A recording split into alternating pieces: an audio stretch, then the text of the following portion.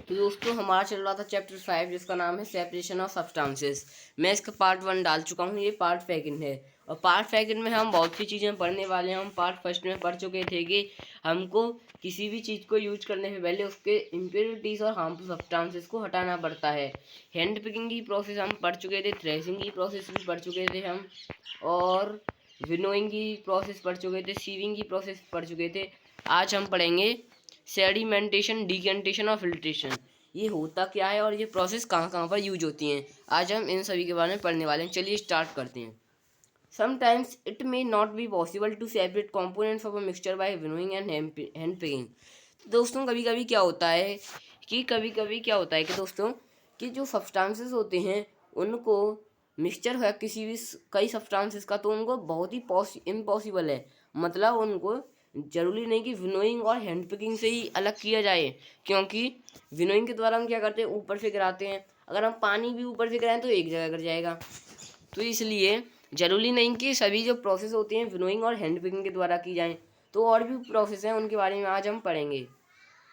For example, there may be lighter impurities like dust और soil particles in rice और pulses. जैसे कि example के लिए, जैसे कि लाइटर इम्प्योरिटीज मतलब हल्के हल्के पदार्थ हैं, जैसे कि डस्ट हो गई, धूल धूल कचड़ा हो गया। इन राइस में सॉइल पार्टिकल्स हैं, कुछ मिट्टी के कण हैं, और लाइक डस्ट है। How are some how are such impurities separated from rice और पल्सेस बिफोर कुकिंग। तो राइस से और पल्सेस से ये इम्प्योरिटीज, सॉइल पार्टिकल्स और ये डस्ट जो है वो कैसे अलग किए जाएंगे कुकिंग से पहले। राइस और pulses are usually washed before cooking. और जो राइस और पल्सेस होती हैं वो वॉश की जाती हैं कुकिंग से पहले। तो दोस्तों हमने चैप्टर सेकंड में पढ़ा था कि जब भी हम किसी भी चीज़ को धोते हैं तो उसमें से कई प्रकार की विटामिन और न्यूट्रिएंट्स चली जाती हैं, लेकिन अगर हम उनको नहीं धोएंगे तो हमारे बॉडी को हार्म भी कर सकती हैं। जैसे कि दोस्तों यहाँ पर बताया गया है कि राइस और पल्सेस में कई प्रकार के डस्ट और फॉइल पार्टिकल्स होते हैं, जिसको हमको वॉश मतलब धोना पड़ता है कुकिंग से पहले, वरना वो हमारे अंदर जाकर कई प्रकार की बीमारियां भी कर सकते हैं। दोस्तों when you add water to these the impurities like dust particles get separated। जब इनमें आप इम्प्योरिटीज डालेंगे तो क्या होगा, जो डस्ट पार्टिकल्स हैं वो सेपरेट हो जाएंगे, ऊपर आने लगेंगे। मतलब these impurities go into water, और ये जो इम्प्योरिटीज होती हैं वो वाटर के नीचे चली जाती हैं। Now what will sink to the bottom of the vessel rice और dust. Why have you seen that vessel is till to pour out the dirty water. तो दोस्तों क्या होता है, जैसे कि हमारे पास ये क्या है, हमारे पास ये एक कंटेनर है। तो इसमें हम क्या करेंगे, देखिए देखिए दोस्तों दोबारा से बनाता हूँ मैं। ये हमारे पास एक कंटेनर है, तो हम इसमें क्या करेंगे कि इसमें राइस, देखिए ये राइस हैं, और ये राइस हो गए दोस्तों, ये छोटे छोटे डस्ट पार्टिकल्स हो गए, सॉइल पार्टिकल हो गए।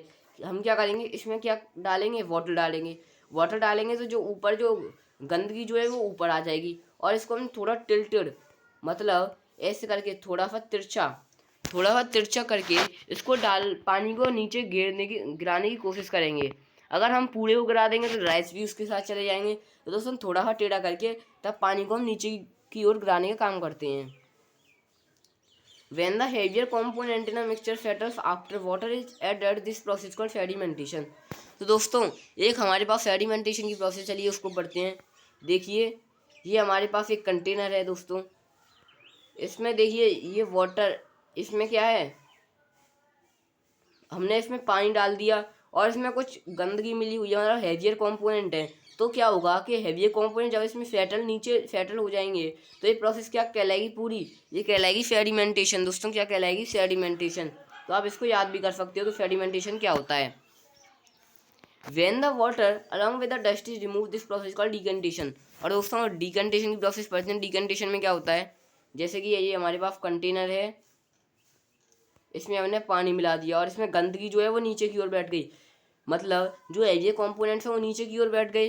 तो एक प्रोसेस क्या कहलाई, सेडिमेंटेशन। अगर इस पानी को, जो गंदगी वाला जो पानी थोड़ा सा टिल्टेड मतलब तिरछा करके इसको नीचे की ओर गिराएंगे तो ये प्रोसेस क्या कहलाएगी हमारी दोस्तों, डिकंटेशन। तो आप सेडिमेंटेशन और डिकंटेशन की प्रोसेस को याद भी कर सकते हैं। Let us find a few other mixtures that can be separated through sedimentation and decantation. चलिए और मिक्सचर के आप और मिक्सचर के बारे में पता लगाना कि जो कि डिसेडिमेंटेशन और डिकेंडेशन की प्रोसेस के द्वारा सेपरेट किए जा सकते हैं। दोस्तों, आपने कभी जब आप नहाते होंगे तो कभी कभी जो समर जो होती है उसमें से जो थोड़ा सा मिट्टी वाला पानी निकलता है, तो क्या करते होगे आप कि उस पानी को थोड़ी देर रख देते होंगे, तो जो मिट्टी जो होती है वो नीचे की वो सेटल डाउन होने लगती है। तो ये प्रोसेस क्या कहलाई दोस्तों? हमारी सेडिमेंटेशन। अब क्या करेंगे, अब अगर हम उसको उसमें से पानी को डाल देंगे नीचे और उसमें थोड़ी मिट्टी रह जाएगी, तो प्रोसेस क्या कहलाएगी दोस्तों? डिकेंटेशन। तो इसी को हम सेडिमेंटेशन और डिकेंटेशन का नाम देते हैं। The same principle is used for separating a mixture of two liquids that do not mix with each other. For example, oil and water from their mixture can be separated by this process. और दोस्तों, एक पानी में water भी मिला हुआ है और उसमें ऑयल भी मिला हुआ है, क्या आप उसको सेपरेट कर सकते हो? हाँ दोस्तों, सेपरेट किया जा सकता है सेडिमेंटेशन और डिकेंडेशन की प्रोसेस के द्वारा। आप इसको याद भी कर सकते हो कि आपको पेपर में कोई पूछ ले कि ऑयल और वाटर कौन सी प्रोसेस के द्वारा सेपरेट किया जा सकता है या सेपरेट नहीं किया जा सकता, तो हमारा आंसर होगा किया जा सकता है और सेडिमेंटेशन और डिकेंडेशन की प्रोसेस के द्वारा। If a mixture of such liquids is allowed to stand for some time, they form two separate layers. The component that form the top layer can then be separated by decantation. तो दोस्तों, मैंने आपको बताया कि कभी कभी जो गंदगी वाला जो पानी आता है तो मिट्टी आती है उसमें ज़्यादा, तो नीचे की ओर बैठ जाती है, तो हमको दो लेयर देखने को मिलती हैं। तो चलिए दोस्तों, मैं दिखाता हूँ कि दो लेयर कैसे देखने को मिलती हैं। देखिए, ये हमारे पास एक कंटेनर है। तो दोस्तों, जो क्या होगा, जो पानी जो है, हमने पानी डाला इसमें। दोस्तों, क्या डाला हमने? हमने डाला इसमें पानी। हमने डाला दोस्तों, देखिए, हमने डाला दोस्तों इसमें पानी। तो क्या होगा कि जो पानी में आ रही है ज़्यादा मिट्टी, तो क्या होगा, मिट्टी चली जाएगी इसमें। मिट्टी अगर हम इसको थोड़ी देर रख देंगे तो मिट्टी जो है वो नीचे की ओर सेटल होने लग जाएगी। और क्या होगा कि यहाँ पर तो हमको, देखिए दोस्तों, कि यहाँ पर तो हमको वाटर की लेयर दिखाई देगी, वाटर की, और यहाँ पर मिट्टी की लेयर दिखाई देगी। ये हो जाएगी वाटर की और ये हो जाएगी मिट्टी की, तो दो डिफरेंट डिफरेंट लेयर हो जाएंगी कि नहीं दोस्तों? और इसी प्रोसेस को हम सेडिमेंटेशन बोलते हैं। और अगर इसमें से जो पानी जो है ऊपर का उसको हम नीचे की ओर गिरा दें, तो वो प्रोसेस क्या कहलाएगी दोस्तों? डिकेंडेशन कहलाएगी। Let us again consider a mixture of solid and a liquid. After preparing tea, what do you do? Remove the tea leaves. Usually we use a strainer to remove tea leaves. Try decantation, it helps a little, but do you still get a few leaves in your tea? दोस्तों, तो यहाँ पर बताया गया है कि हमारे पास एक कप है। चलिए दोस्तों, हमारे पास क्या है? एक कप है। इसमें क्या मिली हुई है दोस्तों? इसमें चाय है। तो इसमें क्या होगा दोस्तों, कभी कभी इसमें जो चाय के साथ जो क्या होता है कि चाय की पत्तियां भी आ जाती हैं। आती हैं कि नहीं दोस्तों? देखिए, यहाँ पर कभी कभी इसके साथ चाय की पत्तियां भी आ जाती हैं। तो दोस्तों, क्या करते हैं कि हमारे पास एक वो स्ट्रेनर होता है जिसको हम छलनी जो बोलते हैं, तो उसका काम यहाँ पर करते हैं दोस्तों, जिसको हम छलनी जो बोलते हैं। देखिए, ज़्यादातर तो हम छलनी से यूज करते हैं। देखिए, आप अगर इसमें से डालेंगे तो क्या होगा कि जो टी लीव्स हैं वो तो ऊपर रह जाएंगी और जो टी जो है वो नीचे की ओर चली जाएगी। तो ये होता है, ये प्रोसेस फिल्ट्रेशन कहलाती है। और जो टी लीव्स जो होती हैं उनको हम डिकेंटेशन प्रोसेस के द्वारा भी सेपरेट कर सकते हैं। लेकिन हम हमारे पेपर में पूछे कि कौन सी प्रोसेस के द्वारा सेपरेट कर सकते हैं, तो हमारा जो परफेक्ट आंसर है दोस्तों में फिल्ट्रेशन होगा, ना कि डिकेंटेशन। क्योंकि डिकेंटेशन प्रोसेस में थोड़ी सी टी लीव्स जो होती हैं वो बच जाती हैं, वो पूरी तरह साफ नहीं हो पाती। Now pour the tea through a strainer. Did all the tea leaves remain in the strainer? This process called filtration. तो दोस्तों, मैंने आपको बताया कि जो टी लीव्स हैं टी से फिल्ट्रेशन के द्वारा सेपरेट की जाती हैं और स्ट्रेनर में पूरी तरह से जो टी लीव्स जो होती हैं, चाय की जो पत्तियां होती हैं वो ऊपर की ओर रह जाती हैं और चाय नीचे की ओर चली जाती है। Which method of separating tea leaves from prepared tea is better, decantation or filtration? तो दोस्तों, यहाँ पर पूछा गया है कि कौन सी प्रोसेस बेहतर है चाय की पत्तियों को चाय में से निकालने के लिए, डिकेंटेशन या फिल्ट्रेशन? तो दोस्तों, फिल्ट्रेशन ज़्यादा बेहतर है, क्योंकि डिकेंटेशन में थोड़ी सी पत्तियां बच जाती हैं और फिल्ट्रेशन में एक भी पत्ती नहीं बचती है। इसलिए let us now consider the example of water we use. Do all us at all time get safe water to drink? Sometime water supply through taps may be muddy. The water collected from ponds or rivers may be also muddy, especially after rains. Let us see if we can use some method of separation to remove insoluble impurities like soil from water। तो दोस्तों यहाँ पर बताया गया है कि कभी जो टेप जो नल्स जो होते हैं उनमें से कभी कभी जो मिट्टी का पानी आता है, और कभी कभी जो हम कहीं पर तालाब वगैरह में पानी लेने जाते हैं तो वहाँ पर भी मिट्टी का पानी आता है। और ये कब होता है, जो मिट्टी का पानी कब आता है दोस्तों, रेन के बाद, जब बारिश होती है तो उसके बाद मिट्टी का पानी आता है। तो हम इस सेडिमेंटेशन और डिकन्टेशन के प्रोसेस के द्वारा इसको कर सकते हैं, ये जो कि मैंने आपको थोड़ी देर पहले बताया है।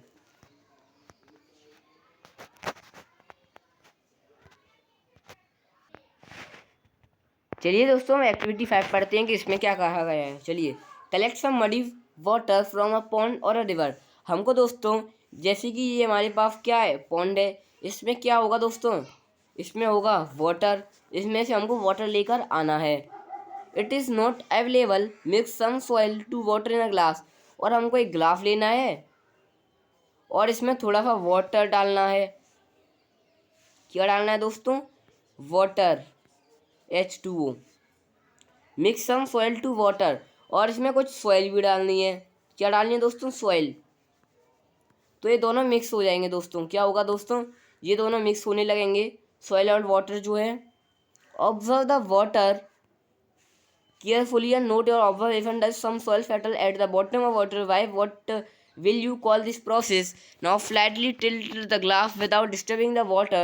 Let the water from the top flow into the another glass. What will you call this process? Is the water in the second glass still muddy or brown in color? Now filter it. Did the tea strainer work? Let us try filtering। तो दोस्तों चलिए आपको यहाँ पर बता दूँ कि यहाँ पर क्या कहा गया है। हमको थोड़ा सा पानी लेना है, थोड़ी सी मिट्टी लेनी है, उसको एक गिलास में डालकर और उनको थोड़ी देर देखना है कि इसमें क्या होगा। कि दोस्तों क्या होता है कि जो मिट्टी है वो नीचे की ओर फेटल हो जाएगी, जो मिट्टी है दोस्तों वो नीचे की ओर फेटल हो जाएगी और ऊपर वाटर रहेगा और नीचे फॉइल रहेगी। तो हम क्या कर सकते हैं कि दूसरा गिलास लेंगे, उसमें से इसको थोड़ा सा तिरछा करके दोस्तों इसमें डालेंगे, तो क्या होगा, वाटर आ जाएगा। और वाटर के साथ थोड़ी सी भी मिट्टी इसमें आ सकती है। तो दोस्तों चलिए आगे क्या कहा गया है इसको देखते हैं। Is the water in the second colour still muddy और ब्राउन इन कलर? हाँ, तो दोस्तों ये दूसरे गिलास में जब हम पानी करेंगे तो उसमें भी थोड़ा सा मिट्टी का हमको रंग दिखेगा उसका। Now filter it, did the tea strainer work? Let us try filtering the water through a piece of cloth. Is a piece of cloth, small holes और pores remain in between the woven threads. These pores in a cloth can be used as filter. तो दोस्तों क्या करेंगे हम कि हम एक filtration बनाएंगे दोस्तों। अगर हम स्ट्रेनर से करेंगे तो ये ज़्यादा काम नहीं करेगा। अगर हम एक पेपर लें और उसमें से उस पानी को निकालने की प्रोसेस करें, एक मजबूत पेपर लेना है हमको, तो क्या होगा, वो जो मिट्टी है वो ऊपर की ओर रह जाएगी और हमको एकदम प्योर वाटर प्राप्त हो जाएगा दोस्तों। Is the water still MIDI? impurities can be separated by filter that has even small pores. A filter paper is one such filter that has very pores in it। तो दोस्तों filter paper की बात की गई है। Filter paper दोस्तों हमको laboratory में देखने को मिल सकता है। फिल्टर पेपर दोस्तों कुछ इस प्रकार का होता है, देखिए figure 5.9 shows the steps involved in using filter paper. A filter paper folder in the form of cone is fixed in onto a funnel। तो दोस्तों यहाँ पर कॉन की शेप में दोस्तों देखिए एक ऐसी शेप में, कॉन की शेप में यहाँ पर आपको दिखाया गया है। देखिए यहाँ पर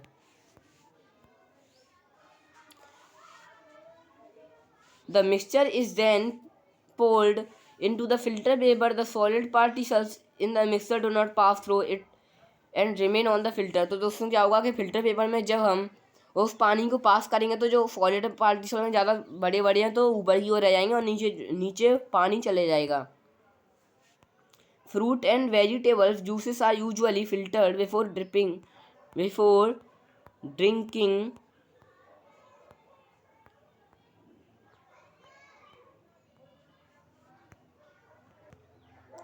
Fruit and vegetable juices are usually filtered before drinking to separate the seeds and solid particles to of pulp।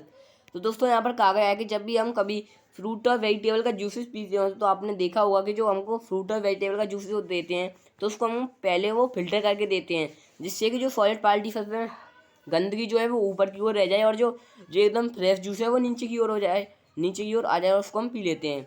The method of filtration is also used in the process of preparing cottage cheese, paneer in our homes। और दोस्तों filtration की process जो है वो पनीर के लिए भी use होती है। जब हम कभी मार्केट से पनीर नहीं लाते तो घर पे पनीर बनाएंगे तो इसमें फिल्ट्रेशन प्रोसेस का यूज होता है दोस्तों। You might have seen that for making paneer a few drop for lemon juice are added to milk as to boils. तो दोस्तों क्या होगा कि मिल्क है पनीर बनाने के लिए तो उसमें थोड़ी सी कुछ बूंदें नींबू की डालनी होंगी जिससे कि वो जो दूध है वो फट जाए। This gives a mixture of particle for solid paneer and liquid. The paneer is then separated by filtering the mixture through a fine cloth और स्टेनर। तो दोस्तों क्या होगा इसमें तो कुछ सॉलिड पार्टिकल्स बन जाएंगे, कुछ लिक्विड बन जाएगा, तो उसको हम फिल्ट्रेशन की प्रोसेस के द्वारा सेपरेट करते हैं। तो दोस्तों मैं आपको ऐसे बताऊंगा कि एवापोरेशन और कंडेंसेशन की प्रोसेस क्या होती है। तो दोस्तों चलिए इसको पढ़ते हैं। एवेपोरेशन की प्रोसेस दोस्तों होती है कि वाटर है उसमें से जब भी हम वाटर में से वेपर जब चेंज होता है तो उसको दोस्तों हम क्या बोलते हैं, एवेपोरेशन। तो दोस्तों आप इस प्रोसेस को याद भी कर सकते हो। The process of conversion of water into its vapour is called evaporation. दोस्तों क्या कहते हैं इस प्रोसेस को, एवेपोरेशन। एवेपोरेशन की प्रोसेस जो होती है वो आपने देखी होगी कि कभी देखिए कि मैं आपको एक एक्टिविटी के माध्यम से समझाता हूँ। जैसे कि हमारे पास एक कंटेनर है जिसमें दोस्तों क्या है, इसमें पानी है, गर्म पानी है दोस्तों, क्या है, गर्म पानी है, इसमें गर्म पानी है। और इसके ऊपर से हम कोई भी थाल वगैरह रख दें तो क्या होगा कि उस थाल के ऊपर छोटी छोटी बूंदें जमने लग जाएंगी। तो इस प्रोसेस क्या है दोस्तों, यही प्रोसेस एवेपोरेशन कहलाई। क्योंकि जो पहले जो पानी था वो कैसा था दोस्तों, लिक्विड फॉर्म में था। जब उस थाल पर जाके वो कैसा हो जाएगा दोस्तों, वेपर बन जाएगा। और लिक्विड से जब बनते हैं तो उस प्रोसेस को हम क्या कहते हैं, एवेपोरेशन कहते हैं दोस्तों। और अब कंडेंसेशन की प्रोसेस पढ़ते हैं। और दोस्तों कंडेंसेशन की प्रोसेस एकदम एवेपोरेशन के उल्टा है।